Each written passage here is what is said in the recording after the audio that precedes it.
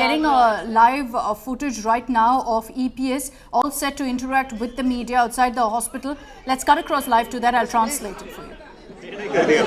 Please.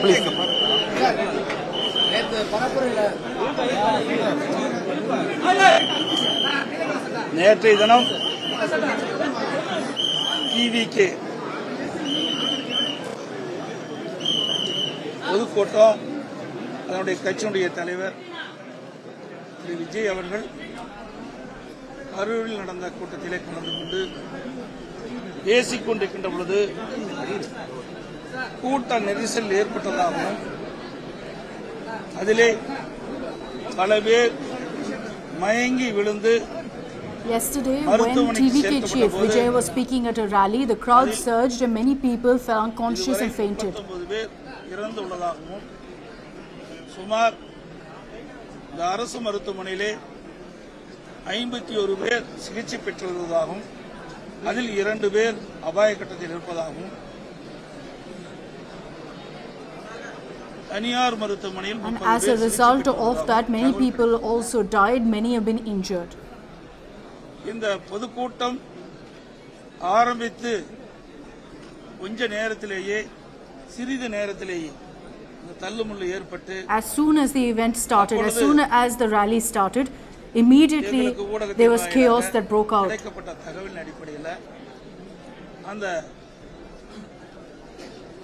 மின்சார விளக்குகள் அணைந்ததாகவும் மின் விளக்குகள் அணைந்ததாகவும் அப்பொழுது ஏற்பட்ட தள்ளுமுள்ளின் காரணமாக எவ்வளவு பேர் அந்த கூட்ட நெரிசலில் சிக்கி அதனால் உயிரிழப்பு ஏற்பட்டதாகவும் தகவல் கிடைத்திருக்கின்றன. இது செய்தியெல்லாம் வந்திருக்கு, எல்லா ஊடகத்திலையும் பத்திரிகை வந்து செய்தி. We've been seeing all of the news that's coming of the jostling that was reported of people struggling to get any space. கூட்டம் அறிவிக்கப்பட்டு இந்த கூட்டம் நடைபெறுகின்ற பொழுதே முன்னெச்சரிக்கை நடவடிக்கை எடுக்கப்பட்டிருக்கிறது.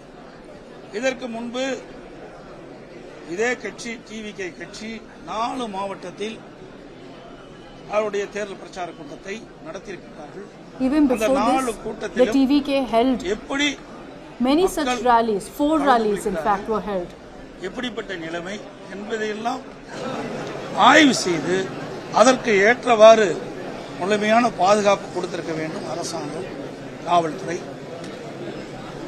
அதே போல how was it that in the previous rallies the police managed to give adequate protection and that these rallies went on smoothly before? பார்க்கின்ற பொழுது தெளிவாக தெரிகிறது. ஏற்கனவே நடந்த மாவட்டத்தில் நடந்த டிவிகே அந்த பிரச்சார கூட்டத்திலும் முழுமையான பாதுகாப்பு வழங்கப்பட்டதாக தெரியவில்லை. இதெல்லாம் தொலைக்காட்சியில் பார்த்துதான் நான் இதை குறிப்பிடுகிறேன். அதோட இந்த கட்சி மட்டுமல்ல, அனைத்து இந்திய அண்ணா திராவிட முன்னேற்ற கழகத்தின் சார்பாக நான் எழுச்சி பயணம் மேற்கொண்டிருக்கின்றேன். அந்த நிகழ்ச்சியில் கூட காவல்துறை எங்களுக்கு முழுமையான பாதுகாப்பு. It's not just at the TVK rally that there was a lack of police presence. We see that also in the AIADMK rallies that there is not enough police presence. காவலர்கள் அந்த பொதுமக்களுக்கு அதாவது இப்படி கூட்ட நெரிசல் ஏற்பட்டால் அதை ஒழுங்குபடுத்துகின்ற பணியில் ஈடுபடவில்லை. அதே நேரத்தில் ஆளுங்கட்சியை சேர்ந்தவர்கள் இன்றைக்கு முதலமைச்சரோ துணை முதலமைச்சரோ மற்ற அமைச்சர்களோ எழுது திமுக கட்சி கூட்டம் நடைபெற்ற பொழுது ஆயிரக்கணக்கான at the same time when the DMK holds these kind of events, holds these rallies where even the chief minister comes, it's very smooth. There's proper security that's provided in those events. நடுநிலையோடு இந்த அரசாங்கம் செயல்பட வேண்டும், காவல்துறை நடுநிலையோடு செயல்பட வேண்டும். இன்றைக்கு அனைத்து இந்திய அண்ணா திராவிட முன்னேற்ற கழகம் ஆட்சி இருக்கின்ற பொழுது பல்லாயிரக்கணக்கான போராட்டங்கள் நடந்தது. அத்தனை போராட்டங்கள் அனுமதி கொடுத்தோம், முழுமையான பாதுகாப்பு கொடுத்தோம்.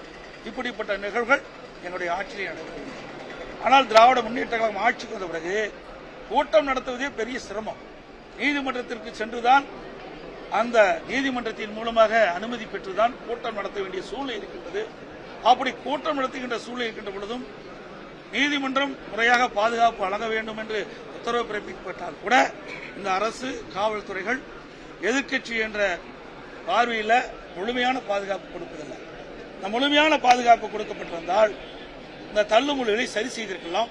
If proper security was given, this event would have happened smoothly. This rally would not have seen this kind of a tragedy. இன்னைக்கு 4 மாவட்டத்தில் அவர் சுற்றுப்பயணம் செய்திருக்கிறார்.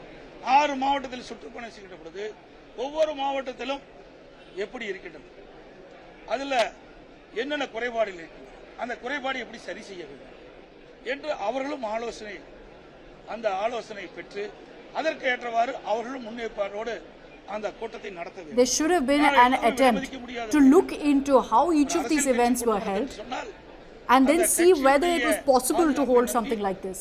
அரசாங்கத்தை நம்பி காவல்துறை நம்பித்தான் பொதுமக்கள் அந்த பொதுக்கூட்டத்தில், especially because people gather in these numbers having faith in the party, having faith in the leader. நடைமுறைகளுக்கு பாதுகாப்பு வழங்க வேண்டும். அதேபோல அரசியல் கட்சி தலைவர்களும் அங்கே குழுவிட கூட்டத்திற்கு ஏற்றவாறு தாங்கள் நடந்து கொள்ள வேண்டும். So there is a certain accountability also on the political leader who holds these events. So EP is also saying that Vijay also is responsible. பல மணி நேரம் கழித்து வந்து பொதுக்கூட்டம் நடக்கின்ற பொழுது அதிலே சில பிரச்சனைகள் ஏற்படுகின்றன. இதையெல்லாம் தவிர்த்துக் கொள்ள வேண்டும். இது நான் யாரையும் குற்றம் சொல்லி இந்த நேரத்தில் குற்றம் சொல்வது பொருத்தமாக இருக்காது. விலை மதிக்க முடியாது நாம் உயிரை இழந்திருக்கின்றோம். இதுவரை தமிழகம் மட்டுமல்ல, இந்தியாவிலேயே ஒரு அரசியல் கட்சி நடத்துகின்ற பொதுக்கூட்டத்தில் இவ்வளவு உயிரிழப்பு ஏற்பட்டது. I don't want to resort to any sort of blame game right now. நம்முடைய சகோதர சகோதரிகள், but there are questions that must be answered. This is a moment that we're all standing together at. நேரத்தில் மிகுந்த அதிர்ச்சியும் வேதனையும் வருகிறது. It's an incident that's greatly pained all of us. பொதுமக்கள் என்ற கண்ணோட்டோடு நாங்கள் பார்க்கின்றோம். ஆக இது மிகுந்த வேதனையோடு இந்த கருத்தை நான் தெரிவிக்கின்றேன். ஆக இன்று அரசியல் கட்சி தலைவர்கள் இன்னைக்கு எதையும் சிந்தித்து அனைத்து இந்திய அண்ணா திராவிட முன்னேற்ற அல்லது பல்வேறு கட்சிகள் தமிழகத்தில் இருக்கிறது. அவர்களும் பல பொதுக்கூட்டங்களை நடத்தியிருக்கின்றார்கள். அனுபவம் இருக்கின்றது. அந்த இடத்துல எவ்வளவு கூட்டம் வரும், ஒரு மாவட்டத்தில் எவ்வளவு கூட்டம் வரும், ஒரு தொகுதியில் எவ்வளவு கூட்டம் வரும், அந்த கூட்டத்தை எப்படி சமாளிப்பது, எப்படி ஒழுங்குபடுத்துவது என்பதெல்லாம் அவர்களுக்கு ஓரளவு அனுபவம் இருக்கின்றது. தமிழகத்தில் இருக்கின்ற அரசு கட்சிகள் ஒரு அனுபவம் இருக்கின்றது. அந்த அடிப்படையிலே பொதுக்கூட்டம் நடக்கின்ற காரணத்தினால் இப்படிப்பட்ட தள்ளுமுறை ஏற்படுகிற பொழுது அதை ஒழுங்குபடுத்திக் கொள்கிறார். அதை மற்றவர்களும் கடைபிடிக்கிறார்கள். சார், உயர்நீதிமன்றம் பல்வேறு வழிகாட்டுகள் சொல்லியிருக்கு. காவல்துறையும் இந்த அரசாங்கம் காவல்துறையும் இதில் முழு கவனம் செலுத்த வேண்டும். மெரினா கடற்கரையில் அங்கே ஏர் ஷோ நடந்தது. அதுல சரியான முறையில் பாதுகாப்பு ஏற்பாடு செய்யப்படாத காரணத்தால் சுமார் 5 பேர் இறந்து விட்டாங்க. அங்கேயே அப்படிப்பட்ட சம்பவம் நடைபெறுகின்ற பொழுது இப்படி ஒரு அரசியல் கட்சி தலைவர் ஒரு பொதுக்கூட்டத்தை ஏற்பாடு செய்கின்ற பொழுது ஏற்கனவே 4 மாவட்டத்தில் இந்த பொதுக்கூட்டம் நடைபெற்றிருக்கின்றது. இதெல்லாம் என்னென்ன பிரச்சனை என்பது இன்றைக்கு அரசும் காவல்துறையும் ஆய்வு செய்து அதற்கு தக்கவாறு பாதுகாப்பை வழங்கியிருந்தால் இந்த உயிர் சேதத்தை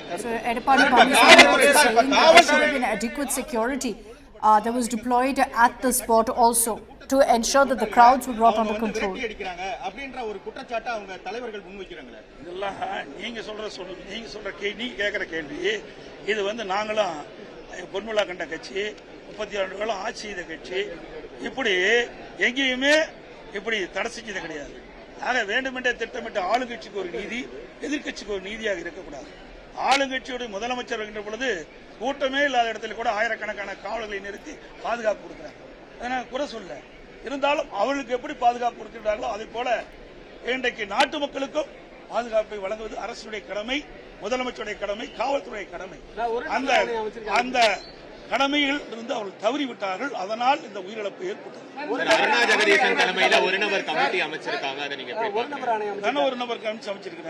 இவ்வளவு வேகமா துரிதமா இந்த ஒரு நபர் கமிஷன் அமைப்பதில்